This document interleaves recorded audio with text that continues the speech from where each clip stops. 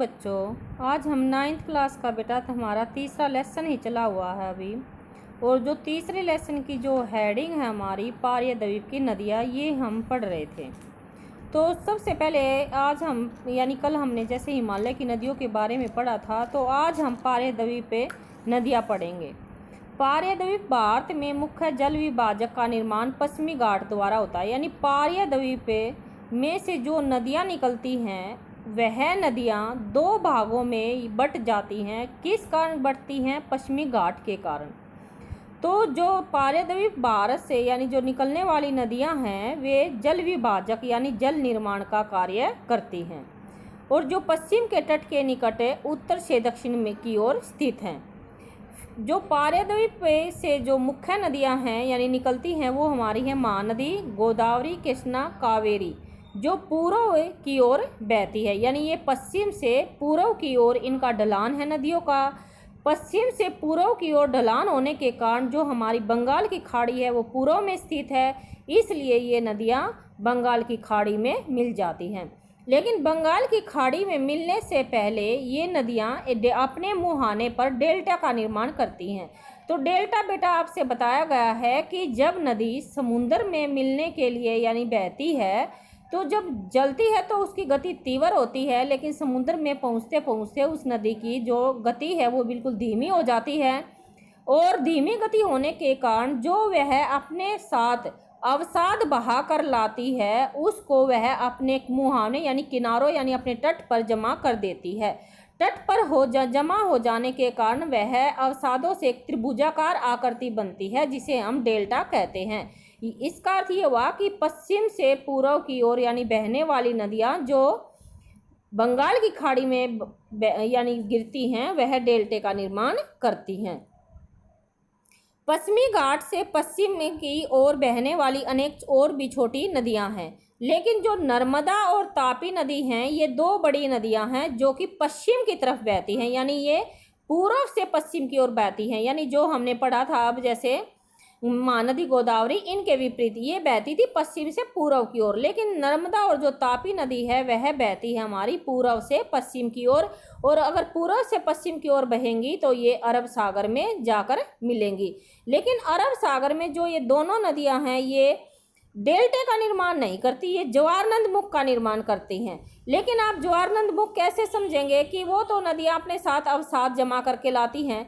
ज्वारनद मुख बेटा समझने के लिए बस यही है कि जो ये नदियाँ हैं सीधे ही समुद्री में सागर में मिल जाती हैं। सागर का जो जल होता है वो खारा होता है और नदियों का जल मीठा होता है। तो जब दोनों चीज़ें आपस में मिलती हैं तो ऐसी ही प्रक्रिया को ज्वारनद मुख का निर्माण कहते हैं कि ये सीधी ही किसी डेल्टे का निर्माण किए बिना जब ये नदी अरब सागर या किसी सागर में जाकर मिल जाती है तो वह ज्वारनद मुख का निर्माण करती है।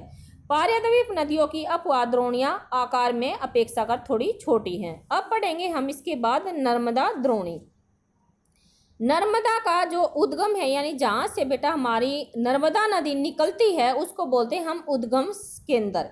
तो ये अमरकटक पहाड़ी के निकट है और यह पश्चिम की ओर एक भ्रंश घाटी में बहती है। भ्रंश होता है जिस तरह मैंने आपसे गार्ज बताया था कि घाटियों के अंदर जब दरार हो जाती है, वो दरार से दरार इतनी चौड़ी हो जाती है नदियों की गति के कारण कि उसमें भ्रंश पड़ जाते हैं। और जब यह नदियाँ भ्रंश उस घाटी से होकर गुजरती है समुद्र तक पहुँचने के जब ये नदियाँ समुद्र तक पहुँचती हैं तो अनेक ऐसे दर्शनीय सतलों का निर्माण करती हैं, जैसे कि जबलपुर के निकट संगमरमर की शैलें पाई जाती हैं और शैलों के अंदर अनेक घाटियाँ बनी हुई है, गहरे गार्ज बने हुए हैं।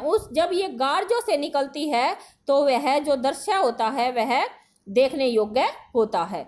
इसके बाद जहाँ यह नदी तीव्र ढाल में गिरती है वहाँ पर तीव्र ढाल का क्या अर्थ है? जब नदियाँ पर्वतों या चट्टानों उससे पर्वतों से निकलकर किसी घाटी में गिरती है तो वह नदी जलप्रपात का निर्माण करती है। इसी प्रकार हमारी जो नर्मदा नदी है वह भी तीव्र ढाल से गहरी घाटी में गिरती है और वह धुआंधार जलप्रपात का निर्माण करती है।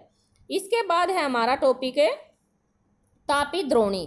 अब तापी का जो उद्गम स्थान है वह बैतूल, मध्य प्रदेश के बैतूल जिले में सतपुड़ी श्रृंखलाओं में है और यह भी नर्मदा के समांतर, यानी जिस प्रकार नर्मदा नदी बहती है, नर्मदा नदी के बिल्कुल समान एक भ्रंश घाटी से ही बहती है, लेकिन जो तापी नदी है इसकी लंबाई नर्मदा नदी की अपेक्षा कम है और इसकी जो द्रोणी है वो मध्य प्रदेश, गुजरात और महाराष्ट्र राज्य में है।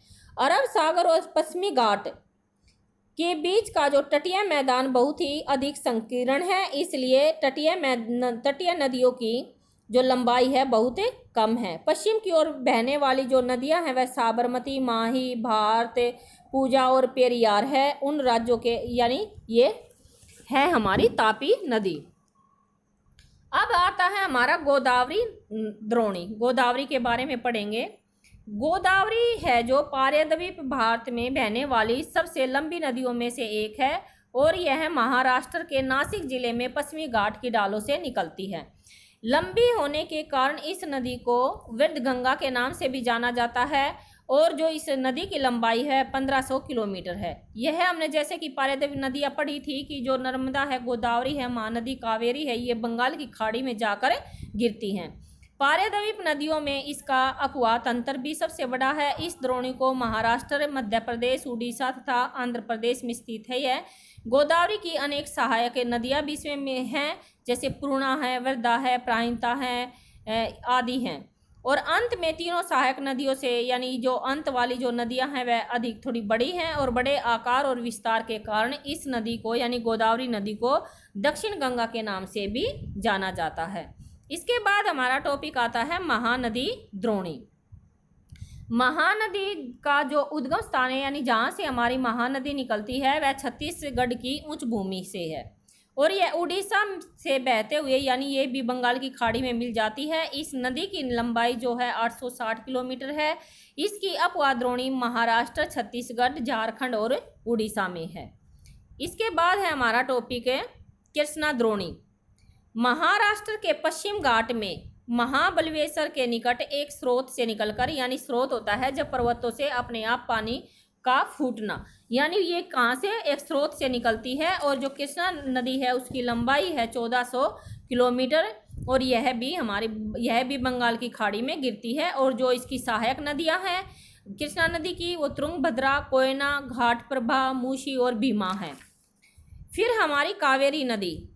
कावेरी पश्चिमी घाट के ब्रह्मगिरी श्रृंखला से निकलती है।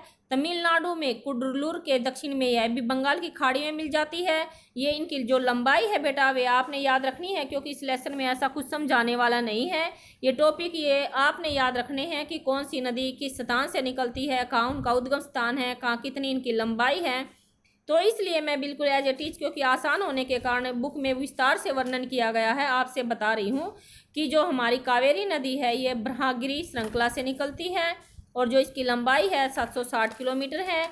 और जो कावेरी नदी की सहायक नदियाँ हैं अमरावती है, भवानी है, होमावती है आदि हैं।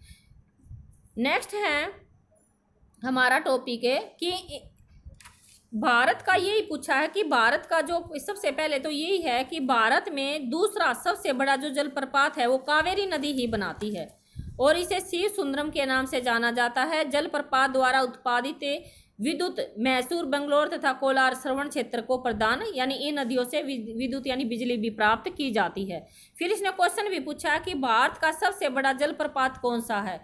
तो आप याद रखें कि बेटा भारत का सबसे जो जलप्रपात बड़ा है वो है गरसोपा। पे ओ की मात्रा द पे और पा, गरसोपा। इसको महात्मा गांधी जलप्रपात के नाम से भी जाना जाता है और यह कर्नाटक के राज्य में स्थित है साबरमती नदी पर। साबरमती नदी पर, यानी ये जो जलप्रपात है कर्नाटक में स्थित है। इसके बाद बेटा हमारा टॉपिक आता है झीलों का। झीलों का जो अध्ययन है वो हम कल करेंगे। Thank you.